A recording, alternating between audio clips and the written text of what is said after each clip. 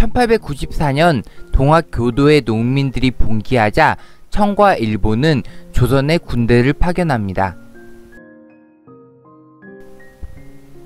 이것이 계기가 되어 청일전쟁이 발발하고 일본의 승리로 전쟁은 끝이 납니다. 일본 세력의 확장에 위기감을 느낀 러시아, 프랑스, 독일이 조선에 대한 간섭을 시작하자 일본은 1895년 명성황후를 시해하는 을미사변을 일으키고 신변의 위협을 느낀 고종은 1896년 러시아 공사관으로 옮기는 아간파천을 단행합니다. 1897년 경운궁으로 돌아온 고종은 대한제국을 수립하고 순국한 군인을 기리기 위해 1900년 최초의 현충원인 장충당을 건립합니다. 일제는 주권 박탈 후 조선에 거류하는 자국민을 위해 1919년 장충당을 공원화하여 각종 문화행사를 개최합니다.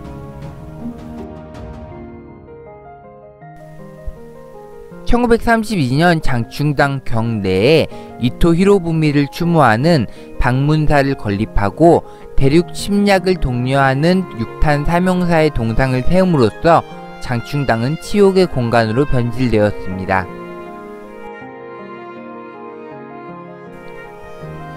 장충당은 해방 후 각종 집회 장소로 이용되었으며 1984년 근린공원화된 이후 여러 차례 보수를 거쳐 지금의 모습을 갖추었다고 합니다.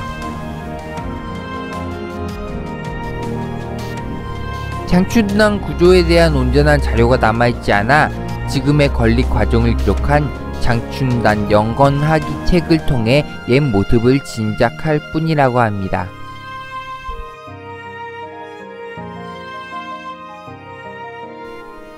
장충당비는 1900년 11월에 세워졌다고 합니다.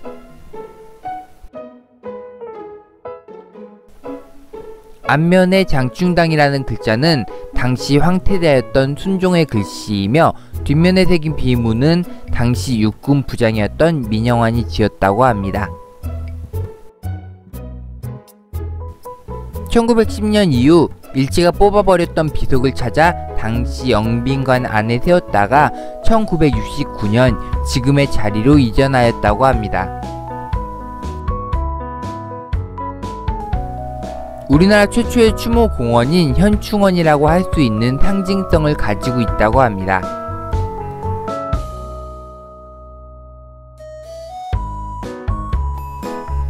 사명대사는 조선시대 선조 때 승려이며 의병장으로 경남 밀양 출신으로 속명은 임은규이며 법명은 유정이지만 당호인 사명당으로 더 유명하고 존경의 뜻을 담아 사명대사라고 부른다고 합니다.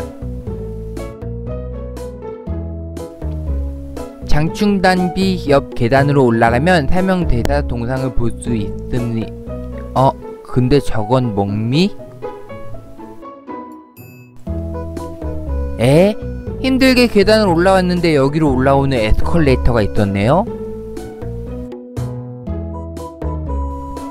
아무튼 사명대사는 1952년 임진왜란 때 의병을 모집하여 순안에 가서 청어의 휘하에 활약하였고 청어가 늙어서 물러난 뒤에 승군을 통솔하고 제차사 류성룡을 따라 명나라 장수들과 협력하여 평양을 회복하고 도원수 권율과 함께 경상도 의령에 내려가 전공을 많이 세워 당상에 올랐다고 합니다.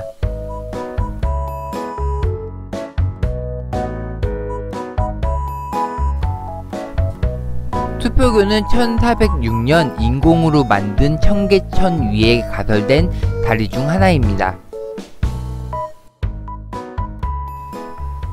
청계천의 수표교가 처음 세워진 것은 1441년인데 이때는 나무로 된 것이었으며 현존하는 것은 후대에 보수한 것이라고 합니다. 이 다리의 원래 명칭은 알 수 없으나 동국여지슬람 경조 개천조에 의하면 이 다리 옆에 수표가 세워진 다음부터 수표교라고 불린 것으로 추정된다고 합니다. 수표교는 1959년 청계천 복개공사 때 장충당 공원 입구로 옮겨졌으며 물속에 있던 수표석도 함께 옮겨졌다가 지금은 세종대왕 기념관으로 옮겨 보존하고 있다고 합니다. 수표곳 다리 곳곳에 정의개조, 무자금 영개조 등의 글씨가 남아있는 것으로 보아 여러 차례에 걸쳐 수축되었음을 알 수 있다고 합니다.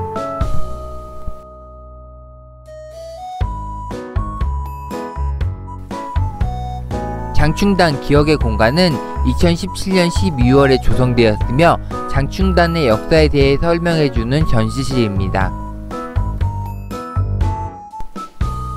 일제감정기 시절 장충당, 남산의 역사적 비극을 전시하고 있으며 장충당 만나다 전시실은 장충당 건립부터 현재까지의 변천사를 영상으로 보여주고 있다고 합니다.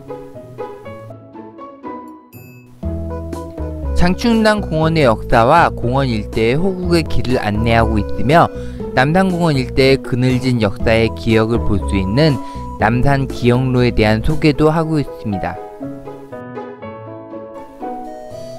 또한 공원 안에 있는 동상들을 한눈에 볼 수 있다고 합니다. 사진으로요.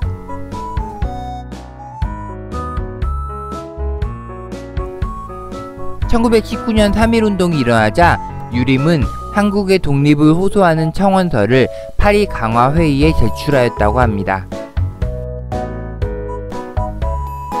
유림 대표 137명이 서명한 이 장문의 글을 파리 장서라고 부른다고 합니다. 파리 장서는 일본이 대한제국을 강제로 병합한 사실을 폭로하고 식민 통치의 폭력성과 한국 독립의 정당성을 주장한 내용으로 이루어져 있다고 합니다. 일본은 파리 장서운동에 참가한 유림들을 체포, 투옥하여 가혹하게 탄압하였으나 오히려 이 운동으로 인해 유림이 독립운동에 더욱 적극적으로 참여하는 계기가 되었다고 합니다. 이준 열사는 1859년 함경남도 북천군에서 태어났다고 합니다. 독립협회에 가입하여 만민공동회의 가두연설을 하는 등 적극적으로 활동하였고 1904년 대한보안회를 조직하여 일본의 황무지 개관권 획득을 저지하는 운동을 전개하여 애국개몽운동에 힘썼다고 합니다. 1907년 광무 황제로부터 네덜란드 헤이그에서 개최하는 만민평화회의에 참석하라는 일령을 받고 황제의 친서를 전달하려 했으나 일제의 방해로 회의에 참석하게 못하게 되자 일제의 한국 침략을 폭로를 규탄하고 을사조약이 무효임을 선언하는 공고사를 공개하여 세계 언론의 여론을 환기시켰다고 합니다.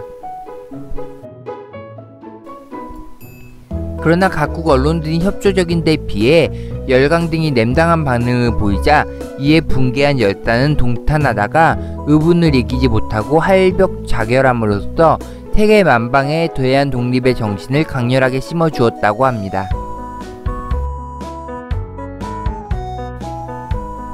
이한흥 선생은 1874년 용인에서 태어났습니다. 1892년 관립영어학교를 졸업한 후 교관으로 근무하였다고 합니다. 1901년 영국 벨기에 주차공사관 3등 참사관으로 임명되어 영국 런던으로 건너갔다고 합니다. 1904년 제1차 한일협약이 체결됐다는 소식을 듣고 외국을 상대로 끈질기게 외교활동을 전개하여 영일 동맹의 부당함을 영국 정부에 항의하기도 하였다고 합니다. 그러나 영국 정부가 주영 한국 공사관을 폐쇄하고 일본과의 강화하고 한국 내 일제의 침탈이 계속되자 1905년 목숨을 끊었다고 합니다.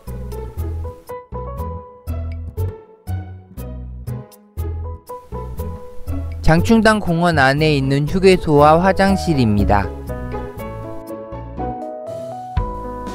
휴게소는 C19로 닫혀있는 듯 했으나 한옥 건물로 제28회 서울특별시 건축상 건축부문 우수상을 수상했다고 합니다.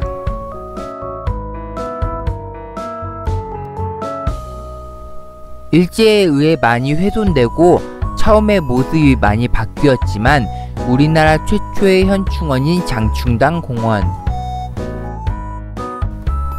해설사와 함께하는 남산 기억로와 광희, 장충 투어도 서울시에서 하고 있다고 합니다. 남산 공원과 함께 둘러볼 수 있으며 크지 않아 근처 직장인들 점심시간에 간단하게 둘러볼 수도 있다고 합니다.